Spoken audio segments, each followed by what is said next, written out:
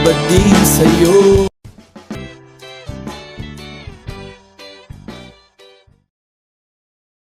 Uy, ano ba yan? Parang sarap pa yan.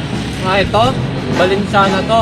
Ito yung pagkain na specialty ng General Trias. Pero kung gusto pang malaman ang history na ito, tara, mag-interview tayo ng ano doon. Tara, yung gumawa na ito. Diba? Para sa inyo po, specialty nyo po ba talaga yung Balenciaga na ano na po?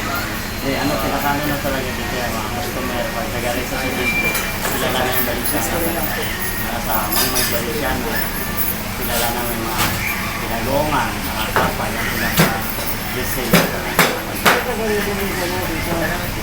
As for sa mga katanungan ko na susunod, pwede po medyo mag-usap sila. Okay. Nung bata po kayo, nung bata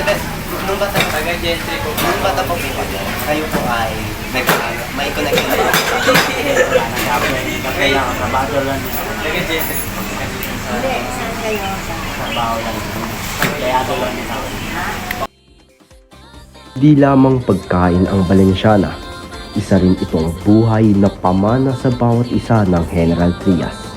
Ang bawat rekado nitong butil ng bigas, mga sangkap, at sa bawat salo-salo na ipapasa ang mga kwento, tradisyon at pagkakaisa sa isang komunidad.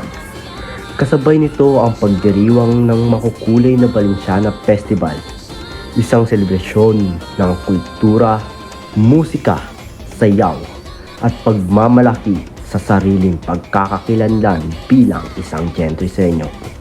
Ang Balenciaga ay isang pamanang material na maaaring malasahan at maipasa sa bawat henerasyon.